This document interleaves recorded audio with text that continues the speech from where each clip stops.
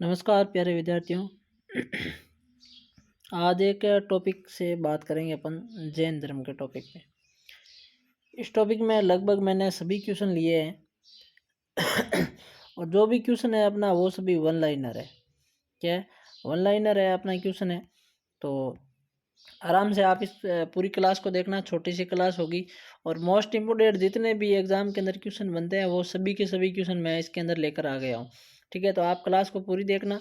ये क्लास कोई एएलपी है या टेक्नीशियन आने वाले एनटीपीसी एसएसजीडी दिल्ली पुलिस सबके लिए ही महत्वपूर्ण है।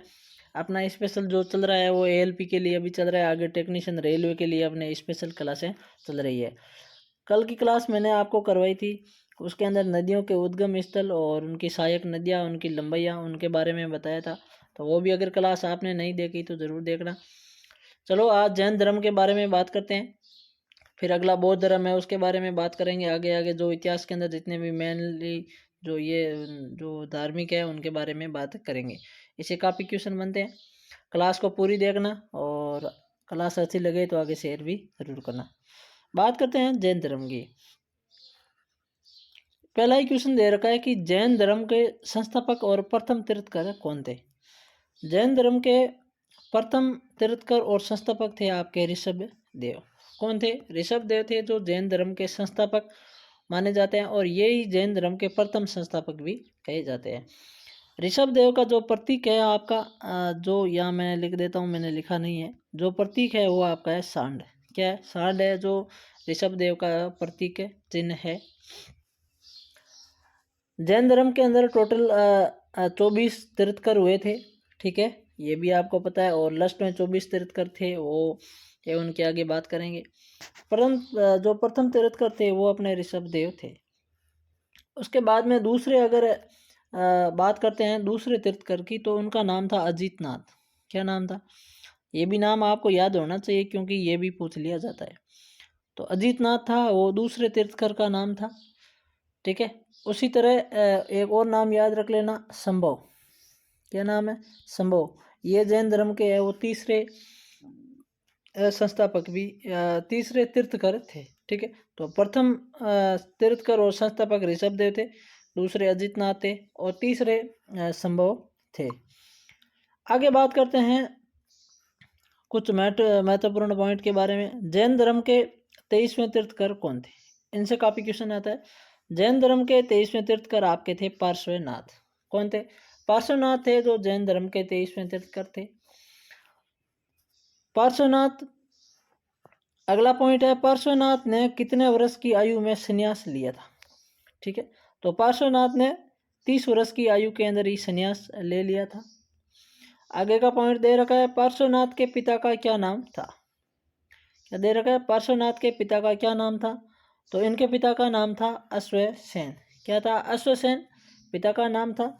और इनके जो पिता है अश्वसेन ये इक्ष्वाकु वंश के राजा थे। क्या थे? इक्ष्वाकु। ठीक है, क्या है? इक्ष्वाकु वंश के राजा थे इनके पिता। ये आपको साथ में ध्यान रखना है। और ये जैन धर्म के 23वें तीर्थकर हुए थे। इन्होंने 30 साल की आयु के अंदर ही क्या किया था? संन्यास ले लिया था। पार्श्वनाथ ने 4 शिक्षाएं दी थी। पार्श्वनाथ ने कितनी शिक्षाएं दी थी? 4 शिक्षाएं हैं वो पार्श्वनाथ ने दी थी। अब शिक्षाएं कौन कौन सी थी वो आप ध्यान से सुनो। एक तो थी इनका कि हिंसा न करना, सबसे पहली थी कि आपको हिंसा नहीं करनी है। दूसरी बात इन्होंने कहा था कि आपको चोरी भी नहीं करनी है। ठीक है, तीसरी बात इन्हें कहा है कि सदा आपको सत्य बोलना है, कि सत्य के मार्ग पर आपको चलना है। चौथी बात इन्होंने बोली थी कि आपको संपत्ति अपने पास नहीं रखनी है। क्या बोली थी? संपत्ति अपने पास में नहीं रखनी है। ये इन्होंने 4 जो है वास्तविक जो है वो 4 शिक्षाएं इन्होंने दी थी। ठीक है, तो ये रहता है इनके बारे में इतना। फिर अगर एक और बात देख लेते हैं कि पार्श्वनाथ के जो प्रतीक चिन्ह है वो आपके क्या थे? सर्प। क्या है? पार्श्वनाथ का जो प्रतीक चिन्ह है वो आपका सर्प है। ये भी आपको साथ साथ में ध्यान रखना है। पार्श्वनाथ के इतने क्वेश्चन बनते हैं। 23वें तीर्थकर थे, इनकी आयु 30 साल थी। 30 साल की आयु में इन्होंने संन्यास ले लिया था। इनके पिता का नाम अश्वसेन था, जो इक्ष्वाकु वंश के राजा थे। इन्होंने कुल 4 शिक्षाएं दी थी। ठीक है, ये भी आपको ध्यान में रखना है। और इनका जो प्रतीक चिन्ह है वो सर्प था। आगे बात करते हैं आगे बात करते हैं 24 जैन धर्म के 24वें तीर्थकर कौन थे। यहाँ से टॉपिक सही स्टार्ट अच्छा होता है। जैन धर्म के 24वें तीर्थकर थे। राइट आंसर क्या होगा अपना? महावीर स्वामी। महावीर स्वामी जैन धर्म के 24वें तीर्थकर थे और ये अंतिम तीर्थकर भी थे। इसके बाद में जैन धर्म के तीर्थकर नहीं हुए थे। महावीर स्वामी का जन्म कब हुआ? तो अगर बात करते हैं 540 ईसा पूर्वी में कुंड ग्राम वैशाली के अंदर है महावीर स्वामी का जन्म होता है। महावीर स्वामी की मृत्यु कब हुई थी? जो निर्वाण मृत्यु को कहा जाता है निर्वाण की प्राप्ति है महावीर स्वामी को कब हुई थी? 468 ईसा पूर्वी में पावापुरी राजगीर। क्या है पावापुरी? ये राजगीर बिहार के अंदर है। इनकी ये निर्वाण की प्राप्ति होती है महावीर स्वामी की। महावीर स्वामी की बात करते हैं तो महावीर स्वामी है वो जैन धर्म के वास्तविक संस्थापक भी माने जाते हैं। क्या माने जाते हैं? वास्तविक संस्थापक है वो भी माने जाते हैं महावीर स्वामी। ये पॉइंट भी आपको साथ में ध्यान में रखना है। इनका जन्म है वो 540 ईसा पूर्वी कुंड ग्राम वैशाली और निर्वाण की प्राप्ति 468 ईसा पूर्वी पावापुरी राजगीर बिहार के अंदर होता है। फिर बात करते हैं महावीर स्वामी के माता और पिता का नाम। ये भी क्वेश्चन पूछा जाता है। महावीर स्वामी के जो माता का नाम था वो था त्रिशला, जो लिच्छवी राजा चेटक की है वो बहन थी। ठीक है। महावीर स्वामी के पिता का नाम क्या था? तो महावीर स्वामी के पिता का नाम था सिद्धार्थ। क्या था? महावीर स्वामी के पिता का नाम सिद्धार्थ था और जो ज्ञातक कुल के राजा भी थे। ज्ञातक कुल के क्या थे? राजा थे, या इसके अंदर सरदार भी लिखा आता है। ज्ञातक कुल के सरदार भी थे। ठीक है, तो ये भी आपको दोनों पॉइंट साथ में ध्यान में रखना है। महावीर स्वामी के पत्नी और बेटी का नाम क्या था? महावीर स्वामी थी जिनकी पत्नी का नाम यशोदा था और इनकी एक पुत्री थी जिनका नाम था अनुजा प्रियदर्शनी। इनका दामाद जो हुआ था वो आगे जाके इनका ही अनुयायी बना था। मैं आगे आपको वो पॉइंट भी बताऊंगा, तो ये भी साथ में ध्यान रखना है। इनकी पत्नी और इनकी एक बेटी भी थी। अगले पॉइंट की बात करते हैं। महावीर स्वामी के बचपन का नाम क्या था? बहुत ही अच्छा मोस्ट इंपोर्टेंट क्वेश्चन है। महावीर स्वामी के बचपन का नाम था वर्धमान। क्या था? वर्धमान था महावीर स्वामी के बचपन का नाम था। अगला पॉइंट है, महावीर स्वामी ने कितनी वर्ष की आयु में संन्यास ले लिया था? क्या पूछा है? महावीर स्वामी ने कितनी वर्ष की आयु में संन्यास ले लिया था? इसका राइट आंसर होगा आपका 30 वर्ष। यानी महावीर स्वामी के जो माता पिता थे उनकी मृत्यु हो गई थी। ठीक है, और महावीर स्वामी की छोटी उम्र के अंदर ही शादी भी हो गई थी। ये महावीर स्वामी शादी करना भी नहीं चाहते थे, लेकिन इनकी शादी भी कर दी थी। फिर इनके माता पिता की जो मृत्यु है वो 30 साल की आयु में हो जाती है। उसके बाद ये जब ये 30 साल के थे, इनके माता पिता की मृत्यु हो गई थी। उसके बाद में इन्होंने अपने जो बड़े भाई थे नंदीवर्धन थे, इनसे इन्होंने आज्ञा ली और आज्ञा लेने के बाद इन्होंने क्या कर लिया? संन्यास ले लिया था। अपना जीवन ग्रह त्याग दिया था और सन्यासी जीवन इन्होंने ले लिया था। तो ये भी ध्यान में साथ में रखना है। बड़े भाई नंदी वर्धन से इन्होंने आज्ञा लेकर ही ग्रह का त्याग किया था। आगे के पॉइंट की बात करते हैं कि महावीर स्वामी को ज्ञान की प्राप्ति कैसे हुई और कहाँ पर हुई थी। महावीर स्वामी ने संन्यास लेने के बाद 12 वर्ष कठोर तपस्या की थी और 12 वर्ष की कठोर तपस्या करने के बाद महावीर स्वामी को जरम्बिक के पास एक ऋजुपालिका नदी है, उसी के तट पर साल का वृक्ष था, उसके नीचे बैठे थे और वहाँ इनको ज्ञान की प्राप्ति होती है महावीर स्वामी को। ठीक है, इनके अंदर 4-5 क्वेश्चन आता है। एक तो कि महावीर स्वामी ने कितने वर्ष ज्ञान की प्राप्ति की? तो 12 वर्ष। अगर बात करते हैं तो इनको 42 वर्ष की उम्र में ज्ञान की प्राप्ति हुई थी। हुई कहाँ थी? तो जरम्बिक गांव। अगर पूछ लिया जाए नदी कौन सी थी, तो ऋजुपालिका आपकी नदी थी और साल का वृक्ष था, वहाँ इनको ज्ञान की प्राप्ति हुई थी। अगला पॉइंट ही बनता है कि ज्ञान की प्राप्ति के बाद महावीर स्वामी अन्य किन किन नामों से जाने भी जाते लगे थे। जैसे महावीर स्वामी को ज्ञान की प्राप्ति हुई थी, उसके बाद में महावीर स्वामी को अलग अलग नाम से भी जाना जाने लगा था। एक तो कहते थे जिन का मतलब होता है विजेता, जीतने वाला। दूसरा था अर्थ यानी पूज्य। महावीर स्वामी को ज्ञान की प्राप्ति हो गई तो इनको लोगों ने पूजना भी शुरू कर दिया था। एक था निर्गंध, जो बंधनहीन यानी किसी के ये वश में नहीं थे, बंधनहीन हो गए थे। ठीक है, तो इनको 3 अलग अलग नामों से भी जाना जाते लगा था। आगे बात करते हैं अगले पॉइंट की। महावीर स्वामी ने अपना पहला उपदेश है वो किस भाषा के अंदर दिया था? महावीर स्वामी ने अपना जो प्रथम उपदेश है वो प्राकृत भाषा में दिया गया था, जिसको अर्धमागधी भाषा भी कहते थे। महावीर स्वामी ने अपना पहला उपदेश कहाँ दिया था वो भी मैं आपको बताऊंगा आगे, उसका भी पॉइंट दे रखा है। महावीर स्वामी के प्रथम अनुयायी कौन बने थे? ठीक है, अच्छा क्वेश्चन है। तो इनके जो प्रथम अनुयायी थे वो जामिल थे और वो इनके दामाद ही थे। इनकी पुत्री प्रियदर्शनी जिनके पति ये थे जामिल, वो इनके प्रथम अनुयायी भी बने थे और इन्होंने अपना पहला उपदेश है वो प्राकृत भाषा के अंदर ही दिया था, ये भी ध्यान में रखना है। आगे बात करते हैं अगले पॉइंट की। प्रथम जैन भिक्षुणी कौन बनी थी? यानी जैन धर्म के अंदर प्रथम भिक्षुणी है वो कौन बनी थी? तो उसका आपका जो राइट आंसर है वो हो जाएगा चंपा। चंपा राजा दधिवान की पुत्री थी और ये प्रथम जैन की भिक्षुणी यानी ये महिला, ठीक है, महिला अनुयायी बनी थी, भिक्षुणी जैन धर्म की बनी थी। अगला पॉइंट बनता है कि जैन धर्म कितने संप्रदायों में विभाजित हुआ था? ये अच्छा क्वेश्चन बनता है। जैन धर्म था वो 2 संप्रदायों में विभाजित हुआ था। एक संप्रदाय इनका श्वेतांबर था और एक संप्रदाय इनका दिगंबर था। ये कैसे हुआ, थोड़ी मैं आपको इसके बारे में डिटेल बताता हूँ कि जब महावीर स्वामी की जब मृत्यु हो जाती है, ठीक है, तो उसके बाद में जो महावीर स्वामी है वो जैन धर्म का जो अपना जो मुख्य उपदेशक है वो एक था, उसका नाम था आर्य सुधर्मा। क्या था? आर्य सुधर्मा। आर्य सुधर्मा था जो जैन महावीर स्वामी की मृत्यु के बाद जैन धर्म का उपासक बना हुआ था, आर्य सुधर्मा। उसके बाद में अगर बात आती है इनकी, अगर पूछा जाए तो लगभग 300 ईसा पूर्व, लगभग 300 ईसा पूर्व में क्या हुआ था आपके कि मगध के अंदर है वो भयंकर काल पड़ा था।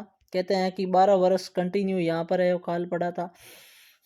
उस समय जैन धर्म के अंदर ही भद्रबाहु और एक थे आपके स्थलबाहु, ये दोनों जैन धर्म के जो प्रवर्तक थे वहाँ। तो भद्रबाहु थे वो क्या हुए थे, अपने शिष्यों को लेकर कर्नाटक ही चले गए थे और जब अकाल है वो कम पड़ा तो वो ये क्या पर वापस मगध आने लगे। तो वहाँ के साधु संतों ने इनका विरोध किया और विरोध करने से क्या हुआ, इन्होंने अपने 2 अलग अलग संप्रदाय बना लिए थे।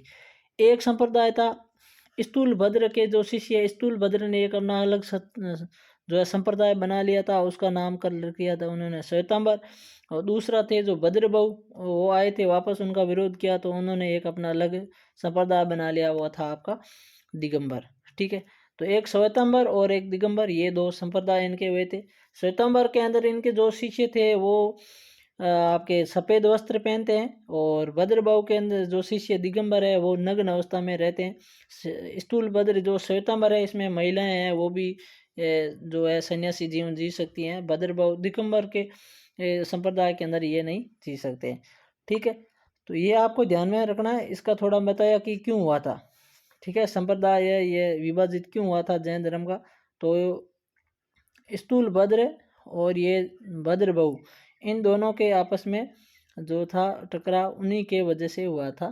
ठीक है, चलो, तो इसके अंदर अलग अलग क्वेश्चन पूछा जाता है। एक तो यह कि स्थूल भद्र के शिष्य क्या कहलाए थे, तो वो श्वेतांबर कहलाए थे और भद्रबाहु के शिष्य दिगंबर कहलाए थे और जो संप्रदाय था ये 2 भागों में विभाजित था। आगे बात करते हैं जैन धर्म के त्रिरत्न। जैन धर्म के त्रिरत्न थे जैन धर्म के। सबसे पहला था सम्यक दर्शन यानी सही विश्वास, दूसरा था सम्यक ज्ञान यानी आपको सही ज्ञान देना है, तीसरा था सम्यक आचरण जिसका मतलब है सही आचरण देना है। ठीक है, तो जैन धर्म के 3 त्रिरत्न थे, ये भी आपको ध्यान में रखना है। आगे बात करते हैं कुछ और पॉइंट की। जैन धर्म में ईश्वर की मान्यता है वो नहीं थी। जैन महावीर स्वामी थे वो ईश्वर के अंदर मान्यता नहीं रखते थे। जैन धर्म के अंदर आत्मा की मान्यता थी, आत्मा को वो मानते थे। ठीक है, ये भी आपको ध्यान में रखना है। और जो महावीर स्वामी थे वो पुनर्जन्म और कर्मवाद में भी विश्वास करते थे, यानी कर्म पर वो सबसे अधिक है वो विश्वास करते थे। ये भी पॉइंट है, मोस्ट इम्पोर्टेंट बैठ जाता है। अगले पॉइंट की बात करते हैं कि जैन धर्म मानने वाले प्रमुख राजा कौन कौन से थे। यानी कि उस समय जो महाराज राजा थे वो कौन कौन से थे जो जैन धर्म को मानते थे, अनुयायी बने थे। तो सबसे पहले थे उदयन। उदयन जैन धर्म के अनुयायी बने थे। फिर थे वंद राजा, चंद्रगुप्त मौर्य, कलिंग नरेश खारवेल, राष्ट्रकूट अमोघवर्ष और चंदेल शासक। ये सभी थे जो जैन धर्म के प्रमुख अनुयायी बने थे। तो इनका क्वेश्चन भी आता है, आपको ध्यान में रखना है। उदयन, वंद राजा, चंद्रगुप्त मौर्य, कलिंग नरेश खारवेल, राष्ट्रकूट नरेश अमोघवर्ष और चंदेल शासक। अगले पॉइंट की बात करते हैं। खजुराहो में प्रसिद्ध जैन मंदिरों का जो निर्माण है वो किसने करवाया था? तो उसका राइट आंसर है अपना चंदेल शासक। चंदेल शासकों ने खजुराहो के अंदर जो जैन मंदिर है उनका निर्माण भी करवाया था। आगे बात करते हैं जैन संगीतियों के बारे में। जैन धर्म के अंदर आपकी 2 संगीतियाँ हुई थी। प्रथम संगीति लगभग 300 ईसा पूर्व के अंदर हुई थी और उस समय जो ये स्थान था कहाँ पर हुई थी? तो पाटलिपुत्र हुई थी। पाटलिपुत्र में हुई थी और इसका जो अध्यक्ष था वो आपके कौन था? स्थूलभद्र इनका आपके क्या था? अध्यक्ष था। ठीक है, ये ध्यान में रखना है। और ये जो प्रथम बहुत संगीति हुई थी ये किसके शासन काल में हुई थी? तो ये आपको ध्यान में रखना है, चंद्रगुप्त मौर्य। क्या था? चंद्रगुप्त मौर्य। चंद्रगुप्त मौर्य के शासन काल में प्रथम जैन संगीति हुई थी और इस प्रथम जैन संगीति के अंदर ही जैन धर्म 2 भागों में विभाजित हुआ था, श्वेतांबर और दिगंबर। ठीक है, ये ध्यान में रखना है। दूसरी जैन संगीति हुई थी आपके 512 ईस्वी में। हुई कहाँ पर थी? तो वल्लभी, गुजरात। वल्लभी कहाँ था? गुजरात, वहाँ हुई थी। और यहाँ के जो अध्यक्ष बनाए गए थे वो थे समा श्रवण। समा श्रवण को है आपका अध्यक्ष बनाया गया था। तो ये भी आपको साथ में ध्यान में रखना है। आगे और कुछ महत्वपूर्ण पॉइंट की बात करते हैं। जैन तीर्थंकरों की जीवनी भद्रबाहु द्वारा रचित कल्पसूत्र में अंदर है वो नीत है। कल्पसूत्र जो ग्रंथ है भद्रबाहु के द्वारा लिखा हुआ, उसके अंदर है जैन तीर्थंकरों की जीवनी लिखी हुई है। जैन धर्म ने अपने आध्यात्मिक विचारों को सांख्य दर्शन से है वो ग्रहण किए हैं, कि आध्यात्मिक जितने भी विचार थे आपके उनके वो सांख्य दर्शन से ग्रहण किए हैं। मौर्य काल के समय में मथुरा जैन धर्म का सबसे प्रसिद्ध आपका केंद्र था। ये भी ये पॉइंट है। अगला पॉइंट है जैन धर्म में पूर्ण ज्ञान के लिए कैवल्य शब्द का प्रयोग किया गया था। ये भी अच्छा पॉइंट है, ध्यान में रखना। क्या? कैवल्य शब्द का प्रयोग किया गया था। आगे बात करते हैं अगले पॉइंट की। महावीर स्वामी ने अपना पहला उपदेश है राजगृह में दिया था। क्या दिया था? पहला जो उपग्रह जो अपना इनका पहला उपदेश है वो राजगृह के अंदर दिया था। इन्होंने प्राकृत भाषा के अंदर दिया था। ठीक है, और किसको? अगले पॉइंट की बात करते हैं कि महावीर स्वामी ने अपने शिष्यों को 11 गणधरों में विभाजित किया था। महावीर स्वामी के शिष्य को क्या कहा जाता था? गणधर इनके शिष्यों को कहा जाता था। ठीक है, और इन्होंने अपने शिष्यों को अलग अलग 11 गणधरों के अंदर विभाजित किया गया था। दिलवाड़ा का जो प्रसिद्ध जैन मंदिर है जो है वो माउंट आबू राजस्थान के अंदर आता है। जैन साहित्य को आगम कहा जाता है। क्या है? जैन साहित्य है उसको आगम कहा जाता है। ये भी अच्छा क्वेश्चन बनता है। अगला है कि महावीर स्वामी का जो प्रतीक चिन्ह है वो क्या है? सिंह है, यानी शेर है वो महावीर स्वामी के का प्रतीक चिन्ह है। ठीक है, ये भी आपको साथ में ध्यान में रखना है। चलो, तो ये थे टोटल टॉपिक, ये पूरा हो गया दोस्तों। ये काफ़ी महत्वपूर्ण क्वेश्चन है, कम से कम इसके अंदर 30-40 क्वेश्चन है बनते हैं। मैंने आपको सभी क्रम वाइज करवाए हैं। जैन धर्म का लगभग मैंने आपको इसके अंदर है पूरा टॉपिक है, आप मान सकते हैं 95% है मैंने टॉपिक इसके अंदर क्लियर करवा दिया है। ठीक है, आप भी आराम से अगर देखना है एक बार और क्लास इसको और देख के बैग लेके पूरा आराम से देख लेना और ये पॉइंट वाइज है उतार लेना। इसीलिए मैंने क्वेश्चन नहीं बनाया, वन लाइनर बनाया ताकि आपको भी याद रहे। जैन धर्म का प्रथम संस्थापक से लेकर अंतिम 24 जो तीर्थकर हुए थे सबका मैंने बताया। महावीर स्वामी के जितने भी कार्यकाल है उनका जीवन रहा है उनके बारे में मैंने आपको बताया है। उम्मीद करूंगा आपको ये क्लास अच्छी लगी होगी और आपको समझ भी आई होगी। आगे की नेक्स्ट क्लास आएगी और तब तक आप इस क्लास को देखना, आगे शेयर ज़रूर करना और क्लास अच्छी लगे तो चैनल को प्लीज़ सब्सक्राइब भी ज़रूर करें। चलो साथियों, आगे की नई क्लास में फिर मिलेंगे। आप सभी को जय हिंद, जय भारत।